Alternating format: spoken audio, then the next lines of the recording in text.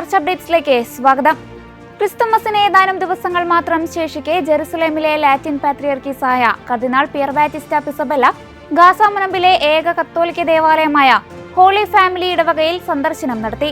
Latin പാത്രിയാർക്കൽ വികാരിയായ auxiliary bishop William ഷൊമാലിയോടും പ്രതിനിധി സംഘത്തിനോടും ഒപ്പം ഡിസംബർ 19-ന് കർദിനാൾ ഗാസ സിറ്റിയിലെത്തുകയായിരുന്നു. 2 വർഷത്തിലേറെയായി സംഘർഷവും കഠിനമായ ബുദ്ധിമുട്ടുകളും സഹിച്ച കത്തോലിക്ക സമൂഹത്തോടുള്ള ഐക്യദാർഢ്യത്തിന്റെ അടയാളമായിട്ടാണ് പാത്രിയാർക്കീസും സംഘവും ഗാസയിലെ ഏക കത്തോലിക്ക ഇടവകയിൽ എത്തിയത്. നൈജീരിയയിലെ മധ്യ നൈജർ സംസ്ഥാനത്തെ കത്തോലിക്ക സ്കൂളിൽ നിന്ന് തട്ടിക്കൊണ്ടുപോകപ്പെട്ട 130 വിദ്യാർത്ഥികളെ കൂടി മോചിപ്പിച്ചതായി നൈജീരിയൻ അധികൃതർ അറിയിച്ചു.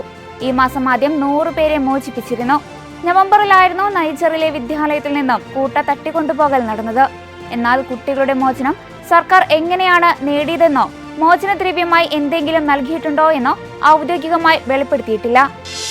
സീറോ മലബാർ സഭയുടെ ആസ്ഥാനമായ കാക്കനാട് മൗണ്ട് സെന്റ് തോമസിൽ മാധ്യമപ്രവർത്തകരുടെ ക്രിസ്തുമസ് ആഘോഷം സംഘടിപ്പിച്ചു. വിവിധ മാധ്യമ സ്ഥാപനങ്ങളെ പ്രതിനിധീകരിച്ചെത്തിയ മാധ്യമപ്രവർത്തകർ പരിപാടിയിൽ പങ്കെടുത്തു. ക്രിസ്തുമസ് സന്ദേശം നൽകിക്കൊണ്ട് സംസാരിച്ച സീറോ മലബാർ സഭ മേജർ ആർച്ച് ബിഷപ്പ് മാർ റാഫേൽ തട്ടിൽ ആധുനിക ലോകത്തോട് സഭ സംവദിക്കുന്നതിൽ മാധ്യമങ്ങൾക്കുള്ള നിർണായക പങ്ക് ഊന്നിപ്പറഞ്ഞു.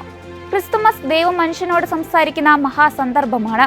ആ സന്ദേശം മനുഷ്യരിലേക്ക് എത്തിച്ചത് ദൈവം നേരിട്ടായിരുന്നില്ല, മറിച്ച് തന്റെ സന്ദേശവാഹകരിലൂടെയായിരുന്നു എന്ന് മേജർ ആർച്ച് ബിഷപ്പ് പറഞ്ഞു.